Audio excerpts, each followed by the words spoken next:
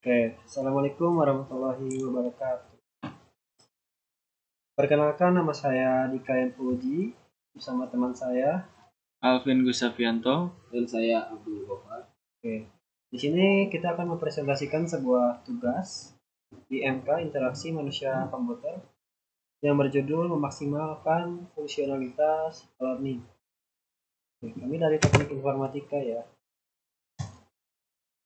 Untuk step pertama ada personal user.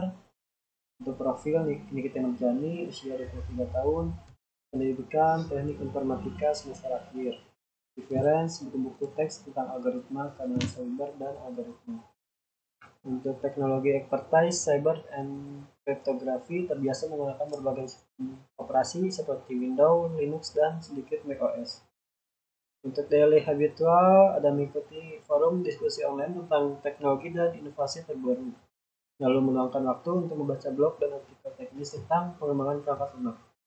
Untuk application reference, sering menggunakan aplikasi seperti Visual Studio dan Jupyter Notebook untuk proyek-proyek pengembangan perangkat lunak.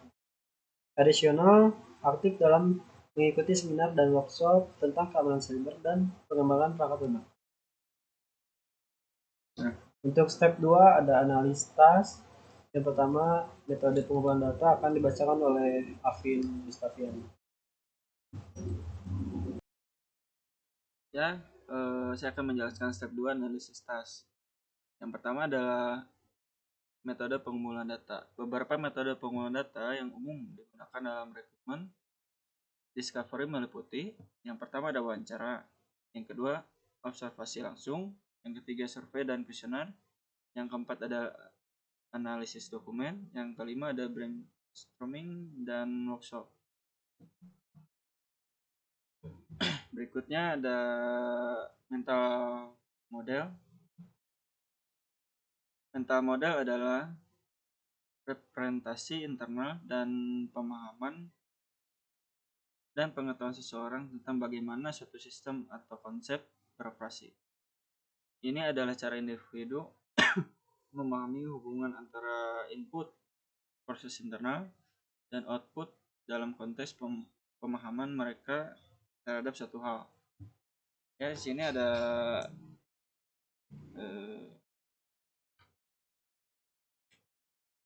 contohnya ya.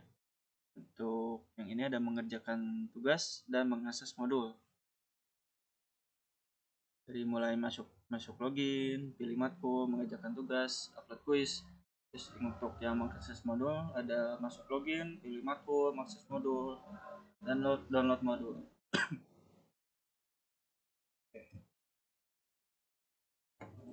Berikutnya ada analisis task. Ini modelnya tentang flowchart. Sama aja kayak tadi, kurang lebih sama kayak tadi. Ada dan mengakses modul. Oke, terus selanjutnya kita ke arah step 3. Di sini ada menu sistem dan skema navigasi. Nah, untuk di sini ada header kiri, header kanan, text box, navigasi kiri, isi konten, dan notifikasi. Untuk navigasi kiri di sini ada dashboard, set home, private files, dan my course. Dan untuk di header kiri sebelah kiri atas itu ada portal mahasiswa atau dosen, fakultas, mata kuliah, dan panduan. Lalu untuk header kanan ada jadwal, message, notifikasi, profil, setting, dan login and logout. Untuk text box hanya ada nama pemuda plus NPM dan kelas, dan juga bisa customize display.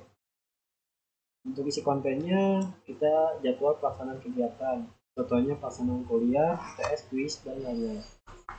Dan di bagian notifikasi yang terakhir itu ada timeline, aktivitas upcoming, kalender, dan website pengaduan untuk POPD dan lain sebagainya. Lalu untuk step 4, prinsip desain UI akan dijelaskan oleh Abdul Gofar.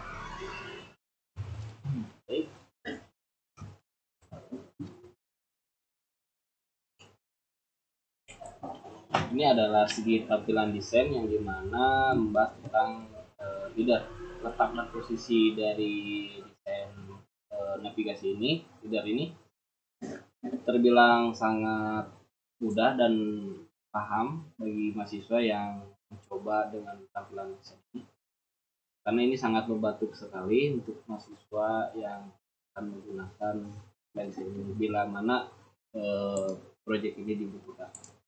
Oke, yang dimana sih di sini ada mata kuliah yang sudah tertera dengan mata kuliah masing-masing dan kode nomor serinya.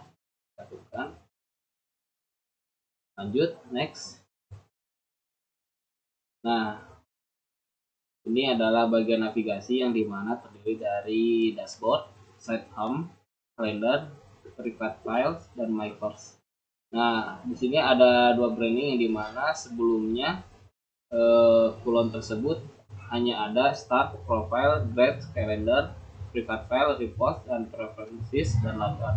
Nah, semua itu tidak diambil semua karena ada beberapa navigasi yang tidak dibutuhkan sekali dan tidak perlu ditampilkan, jadi didesain ulang jadi lebih singkat dan mudah dipahami bagi mahasiswa yang coba dengan seperti ini.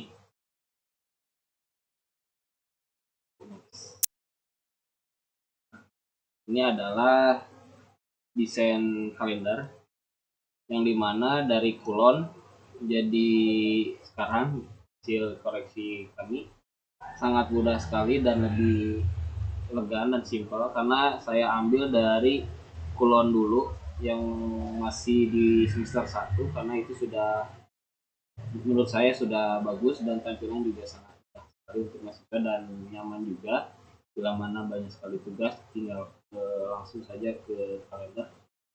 Dan sebelah juga ada live chat pengaduan yang dimana live chat pengaduan ini difungsikan untuk rekan-rekan atau dosen, atau mungkin kalau ada mahasiswa yang ingin mengadu kepada pihak kampus. Di sini juga sudah disediakan pelayanan untuk lebih efektif ya untuk mahasiswa bila mana ada sesuatu kendala masalah dari segi problem mata kuliah ataupun website juga boleh. Jadi di sini lebih mudah untuk siswa untuk mencari solusi masalah.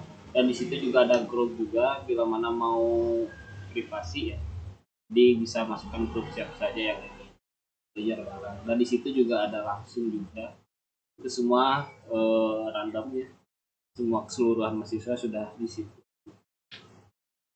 Jadi kelebihannya juga biar ada teman ya, teman banyak juga. Dan yang terakhir di sini ada before ini dari sebelumnya hingga sekarang memungkinkan sangat jauh berbeda dan sangat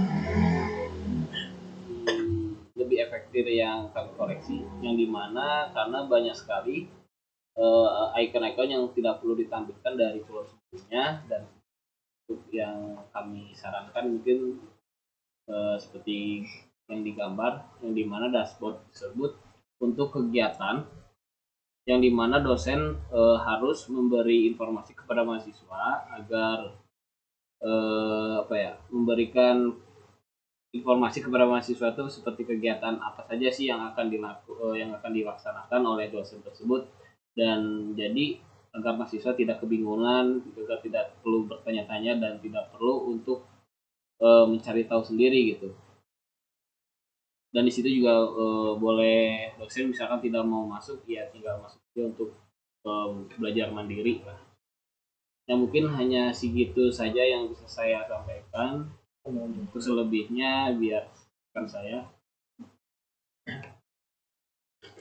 Oke, untuk step 5 itu ada tipe window. Untuk karakteristik window-nya kita judulnya memaksimalkan fungsionalitas. Untuk ukurannya 13.6 kali 720x. Untuk status aktif atau dapat diakses oleh siapa saja. Untuk visibilitas bagian yang dapat dilihat seluruhnya. Untuk lokasi full window, tampilan cascading window atau overlap secara teratur.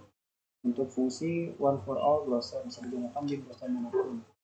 dan kita menggunakan Figma untuk mendesain sebuah webnya. Oke, untuk selanjutnya kita ke step 6. Ya, untuk di step 6 ini ada perangkat interaksi.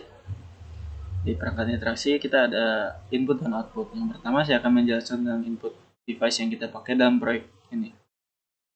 Dalam proyek tersebut, saya akan menggunakan keyboard dan mouse sebagai salah satu perangkat input. Yang pertama ada keyboard. Memungkinkan untuk input teks dan mempermudah navigasi, menulis kode, atau membuat deskripsi komponen di mockup. Itu tugas dari keyboard.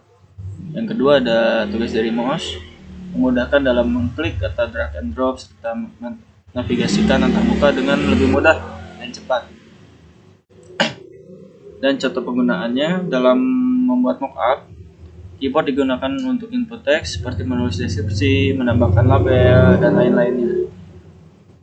Untuk mouse digunakan untuk drag and drop elemen UI, membuat link antar halaman, dan menavigasikan antar muka. Yang kedua ada output device. Sebagai perangkat output, saya akan memilih monitor dan layar komputer. Alasan pemilihannya ya untuk resolusi tinggi pastinya. Untuk resolusi tinggi yang tampilan yang jelas memungkinkan untuk melihat detail dan responsif terhadap desain yang sedang dibuat. Dan kedua ada warna yang akurat. Itu sangat penting untuk menampilkan desain yang dengan warna yang sesuai untuk akurat sesuai desain aslinya.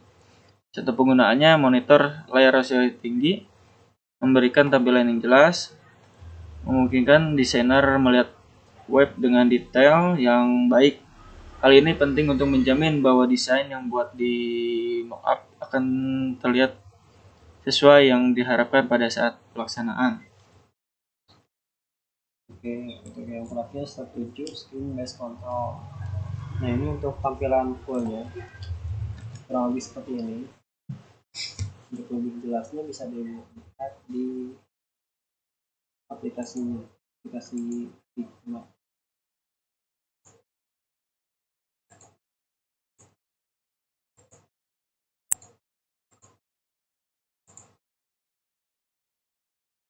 Nah, ini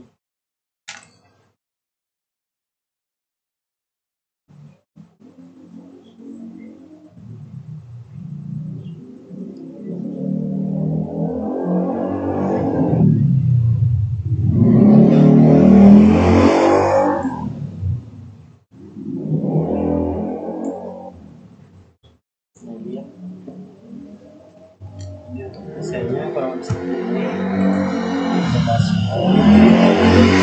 Isi konten ini kami isi untuk kegiatan pelaksanaan up to date.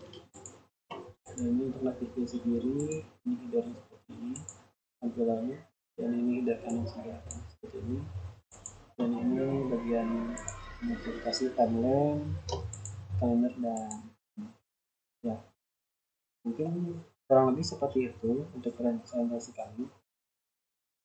Mohon maaf jika ada kesalahan baik dalam pengucapan yang sengaja maupun tidak disengaja.